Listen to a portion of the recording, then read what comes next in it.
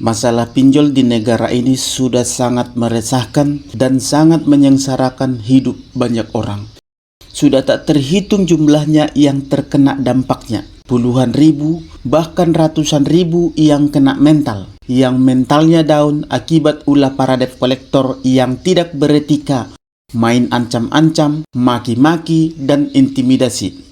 Sudah tak terhitung juga yang kehilangan pekerjaan akibat ulah para debt collector pinjol yang selalu meresahkan, di mana para debt collector ini sampai meneror ke tempat kerjaan nasabah yang tidak bayar. Bahkan tidak segan-segan para debt collector ini menelepon bahkan meneror atasan si nasabah yang menunggak. Ribuan bahkan ratusan ribu yang sudah kehilangan muka dan harga diri ke keluarga, ke tetangga, ke teman, ke kerabat akibat penyebaran data-data yang dilakukan oleh para debt collector pinjol ini dengan tujuan untuk mempermalukan nasabah. Banyak rumah tangga yang hancur berantakan, anak-anak terabaikan, uang sekolah anak tidak terbayar, kebutuhan keluarga tidak terpenuhi lagi, dari makanan sampai biaya sekolah yang tidak terbayarkan oleh karena bayar hutang pinjol.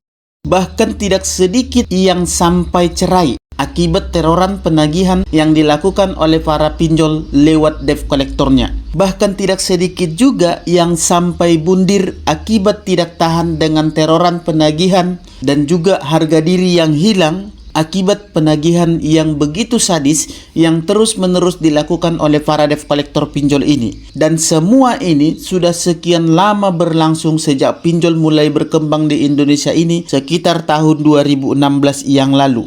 Artinya, sudah hampir 10 tahun negara ini membiarkan penjajahan pinjol yang sangat kejam ini dan tidak berperi kemanusiaan ini.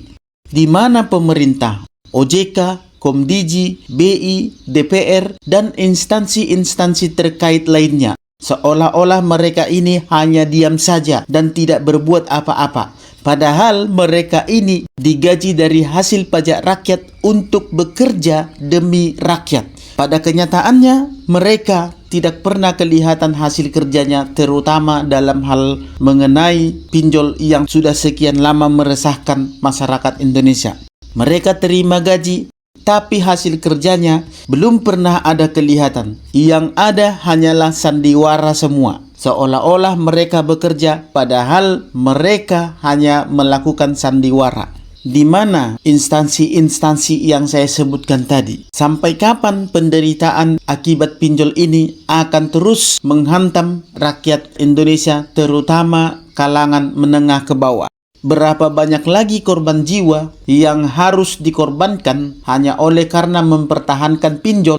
Ketika DPR Komisi 11 yang bertanggung jawab mengawasi kinerja OJK ditanya Bang Hotman tentang pinjol bermasalah dan bagaimana cara menghadapinya serta siapa yang paling bertanggung jawab atas kekacauan ini, maka pernyataan inilah yang disampaikan langsung oleh salah seorang anggota Komisi 11 DPR RI, yaitu Pak Thorik Madjidor. Mari kita dengar videonya. Ini gimana ini pinjol Pak? Kok makin merajalela, yang gagal DPR ngawasin OJK atau OJK yang gagal melaksanakan tugasnya? Begitu banyak pinjol ilegal, tapi saya belum melihat ada yang dibawa ke pidana. Padahal undang-undang kan bisa kenakan penjara kan? Betul, Ya. Muhammad. Siapa yang paling bertanggung jawab kira-kira? Kan begitu, Bung? Ya, benar. Jadi kita melihat yang pertama adalah siapa yang paling bertanggung jawab. Ini adalah penyelenggara pinjaman online yang ilegal, yang mereka sudah tega mengintimidasi, mematok bunga yang luar biasa kepada para korban-korban itu. Oke. Yang kedua adalah Komdigi. Siapa? Komdigi selaku wakil dari pemerintah. Ya. Kemudian di situ ada OJK juga yang harus ikut bertanggung jawab. Dan tentunya adalah APH, penegak hukum, kepolisian. Ya. Dan yang terakhir, kami juga ikut bertanggung jawab, Bang Hotman, sebagai DPR, sebagai pengawasan, bentuk pengawasan kita kepada para institusi yang kami sebut tadi. Jadi Anda setuju bahwa memang pengawasan kurang sehingga pinjol merajalela? Pengawasan sebetulnya itu punya keterbatasan, Bang Hotman. Jadi pengawasan itu tetap sudah kita lakukan, tetapi seperti yang Bang Hotman sebut tadi, memang kami setuju, artinya ini belum ada solusi nyata bagaimana pinjol ini bisa membawa sesuatu hal yang baik kepada masyarakat. Dari video tadi, kita sudah melihat ketika Pak Hotman menanyakan pengawasan kurang, maka anggota DPR ini berusaha untuk mengelak dengan mengatakan bahwa pengawasan punya keterbatasan. Nah, yang jadi masalah justru OJK selama ini sudah di luar batas. Sudah 9 tahun masalah ini nggak selesai-selesai. Bahkan terkesan tidak ada bukti bahwa OJK berusaha untuk segera bertindak menyelesaikan kekacauan ini. Terus, kenapa DPR masih bicara tentang keterbatasan untuk OJK yang sudah di luar batas? Sudah 9 tahun, tidak ada solusi. 9 tahun itu bukanlah waktu yang sedikit. Bukankah 9 tahun itu sudah sangat di luar batas? Terus, selama ini sebagai pengawas, apa tindakan yang sudah dilakukan oleh DPR kepada OJK atas kegagalan kinerja OJK selama ini? Dan apa arti kata pengawasan bagi DPR? Bukti nyata kinerja DPR dalam mengawasi OJK apa? Hanya bicara keterbatasankah? Padahal selama ini tidak ada tindakan apa-apa yang dilakukan oleh DPR selaku pengawas kepada OJK. Keterbatasan apa yang dimaksud dalam hal ini? Baik, kita lanjut lagi, kita dengarkan videonya. Kan OJK itu hanya blokir. Betul. Habis itu muncul lagi. Betul. Memang nggak ada cara lain. Kenapa nggak ditindak langsung dipertontonkan di sidang gitu, di sidang pidana? Jadi begini Bang Hotman, kami juga kemarin mungkin 2 minggu lalu kami di Gresik, Jawa Timur, kami melakukan sosialisasi dengan OJK. Kami lihat saat OJK ini berpaparan kepada masyarakat, banyak sekali masyarakat yang bercerita. Tapi OJK saya nilai, saya ngomong marah sama dia. OJK, Anda tidak bisa hanya terus-terusan berbicara tentang, oh kami buka call center. Bapak bisa adukan ke kantor kami. Bapak bisa hubungi 081 157 155. Nah, kami sampai hafal ini Bang. Ya benar. Saya ngomong sama mereka. Masyarakat ini tidak butuh hanya lapor dan ditampung. Tapi masyarakat ini minta bagaimana solusi nyata. Di sana ada Satgas Pasti juga Bang Hotman yang sudah dibentuk, ada BI di dalamnya, ada kepolisian. Tapi ini tidak ada satu penyelesaian yang cukup kompleks. Artinya hanya mengambang. Jadi boleh nggak Bapak jawab bahwa berarti OJK yang gagal? Pimpinan OJK yang gagal bukan? Saya merasa kalau kita bilang gagal, kita tidak hanya bisa menyalahkan OJK. Atau tidak mau bekerja? Saya melihat OJK belum maksimal bekerja. Sama Satgasnya? Bersama dengan Satgas. Call center, untuk apa OJK buka call center? Tapi tidak ada pernah yang benar-benar ditindak supaya jerak. Untuk apa capek-capek bikin pengaduan lewat call center, tapi tidak ada tindakan yang nyata ke pinjol-pinjol bermasalah ini. Tidak ada yang benar-benar ditindak supaya OJK kelihatan bekerja. Yang benar-benar ditindak sehingga terjadi efek jerak dari para pinjol-pinjol ini. Untuk apa call center itu mereka buat? Supaya OJK kelihatan bekerja gitu. Padahal call center juga yang menjawab keluhan-keluhan nasabah itu adalah robot. Balasan chat otomatis by system, itulah yang menjawab keluhan nasabah. Jangan-jangan pengaduan dari masyarakat yang sekian puluh ribu itu nggak ada yang pernah mereka baca. Karena hampir setiap pengaduan yang masuk sepertinya yang menjawab atau yang membalas pengaduan dari para nasabah ini, daripada konsumen-konsumen ini adalah robot. Dibalas oleh robot, yang terima robot. Robot juga yang membalas pengaduan mereka. Lalu apa kerjanya mereka ini? Lalu apa kerjanya OJK? Dan apa gunanya call center ini mereka buat? Hanya supaya kelihatan bekerja sajakah? Karena mereka malu dibilang tidak bekerja. Yang dibutuhkan rakyat itu adalah bukti nyata, bukan retorika. Pak Agus, ini gimana? Membuat masyarakat menderita. OJK tidak maksimum, Satgas tidak maksimum, banyak orang bunuh diri. Gimana kebijakan publik di Indonesia ini, Pak? Kan suatu hal yang biasa kan, bahwa di kita itu tidak pernah ada yang selesai.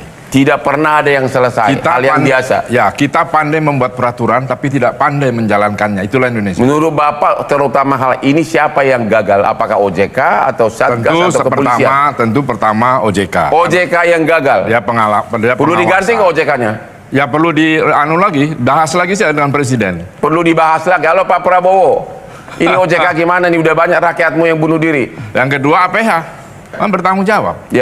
Kenapa tidak bisa dibagikan? Dia punya kewenangan.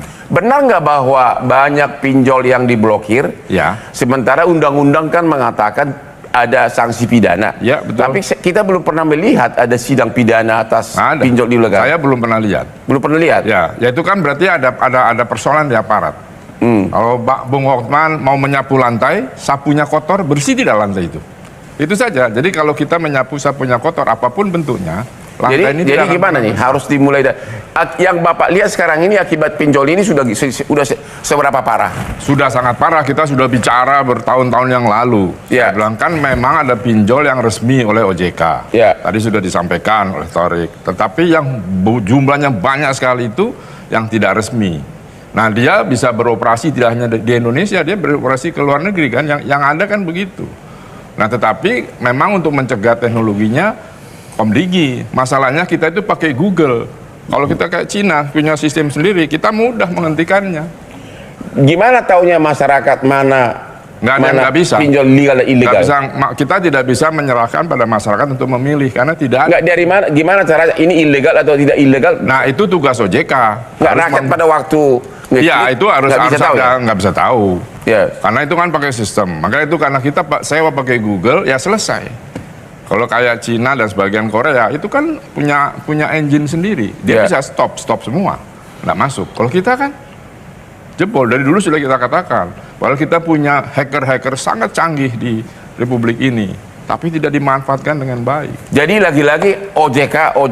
Karena dia tugasnya mengawasi kan sistem keuangan. Bukan DPR, kan DPR. Ya, DPR sebagai pengawas dari OJK, eksekutif. Iya, pengawas OJK. Iya. Kenapa? Kalau OJK berubah kan pengawas saya nggak bekerja juga nih. Siap Bung Hotman. Jadi kami kemarin dengan diskusi terakhir di lapangan memang saya melihat solusi-solusi yang diberikan oleh teman-teman dari OJK atau Satgas Pasti ini bukan solusi yang konkret. Ya. Artinya solusi yang konkret adalah begini, misal kami memberikan satu sudut pandang Bang Hotman. Bisa nggak kalau kita ini hanya tangkap tutup, ini pasti mereka buka lagi. Kita lihat digital ini sekarang berkembang luar biasa. Benar. Tapi bagaimana kita bisa menghentikan ini melalui proses yang baik? Gimana? Hemat kami. Gimana menurut DPR? Hemat kami, Bang. Jadi kami kebetulan di Komisi 11 menaungi perbankan keuangan. Kita minta perbankan ini untuk melihat mereka harus tahu. Mereka harus bisa menjadikan dirinya sebagai pengganti dari pinjol itu, Bang. Maksudnya?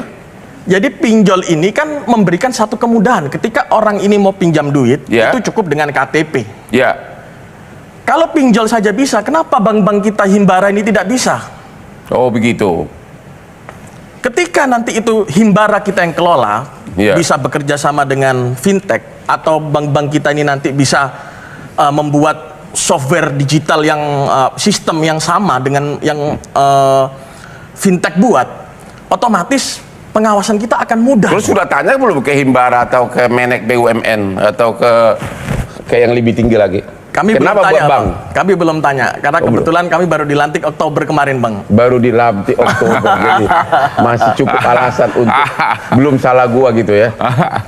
Siap, Bang. Jadi yang DPR dia memang keadaan makin parah atau tidak akibat pinjol ini? Ini udah makin parah, Bang. Tapi kalau solusi yang diberikan hanya tadi yang saya bilang, Bang, tangkap, kemudian tutup, kemudian masyarakat tetap bisa mengakses lagi dengan situs-situs baru lagi, aplikasi baru. Ini kapan selesainya? Jadi menurut kami, perbankan ini harus bisa menggantikan posisi daripada Jadi salah satu solusi, bank harus bisa menggantikan keberadaan dari fintech ilegal yang merajalela di mana-mana ini, Bang. Baik itu resmi atau tidak resmi. Ketika perbankan ini hadir, negara hadir, otomatis satu, kita akan bisa meminimalisir itu, Bang. Kita akan bisa lebih mudah mengontrol itu. Jadi usulan dari DPR agar bank mengambil alih bisnis pinjol. Ketemu lagi di Hot Room. Yang saya lihat di video ini adalah saling lempar tanggung jawab dan saling berargumen supaya kelihatan bekerja dan pro rakyat. Padahal bukti dan hasil kerjanya nol. Sudah 9 tahun lebih kejadian ini berlangsung di Indonesia, menyengsarakan hidup banyak orang. Sudah banyak korban, sudah tak terhitung lagi rumah tangga yang hancur berantakan, yang kehilangan pekerjaan, yang menjadi tidak waras. Tapi masalahnya nggak pernah selesai-selesai. Yang ada hanyalah sandiwara. 9 tahun bersandiwara. nggak pernah ada yang becus bekerja. Begitulah retorika para pejabat yang hanya pandai berkata-kata, tapi kerjanya tidak pernah ada hasil nyata.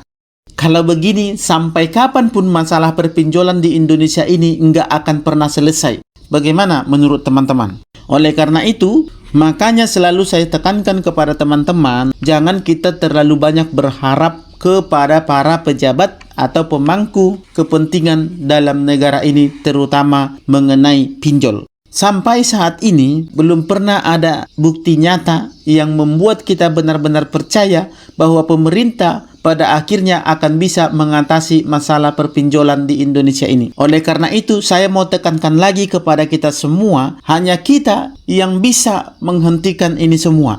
Kita yang gagal bayar, mari kita galbaikan semua pinjol yang ada di Indonesia. Kita galbaikan supaya kredit macet semakin tinggi lagi dan pemerintah ambil tindakan akan kejadian ini. Dan bila perlu OJK ditegur atau bahkan diganti semua yang ada di dalam tubuh OJK itu supaya OJK benar-benar bersih. Seperti Pertamina yang kemarin baru saja ketahuan hampir 1 kuadriliun terbukti korupsi. Bukan tidak mungkin suatu saat nanti OJK ini akan terbongkar mengenai hal korupsi. Orang-orang yang koruptor di dalamnya.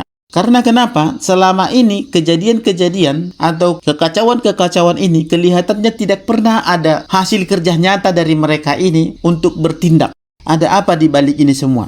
Oleh karena itu, teman-teman, para sahabat, viewers, subscribers Maro Channel yang gagal bayar, maka mulai saat ini, mari kita tetapkan, kita tegakkan hati kita tekatkan hati kita untuk tetap galbay. Supaya pinjol-pinjol ini segera hengkang dari negara ini, supaya tidak banyak lagi yang menjadi korban jiwa. Bagi teman-teman yang masih ragu-ragu untuk galbay, yang masih takut-takut, yang butuh booster mental, silakan gabung ke grup Facebook P3N. Grup ini saya persiapkan khusus untuk Anda yang masih belum berani untuk galbay, namun keadaan ekonomi tidak memungkinkan lagi untuk membayar cicilan. Di grup ini Anda akan diajari banyak hal tentang bagaimana cara melakukan galbay yang benar, dan juga mental Anda akan dikuatkan sehingga Anda akan menjalani hari-hari galbay Anda dengan penuh semangat dan juga dengan bahagia tanpa terpengaruh oleh teroran para debt collector pinjol.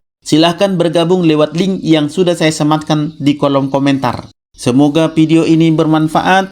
Sampai di sini pertemuan kita di sesi kali ini. Kita akan bertemu lagi di sesi-sesi berikutnya. Tetap semangat galbay, jangan pernah kendor. Utamakan kebutuhan keluarga dan diri pribadi, dan jangan pernah berharap kepada siapapun. Hanya Anda yang bisa memutus rantai penderitaan ini dengan bekerja sama galbay nasional. Sampai ketemu lagi di sesi berikutnya, dan akhir kata saya ucapkan salam sahabat.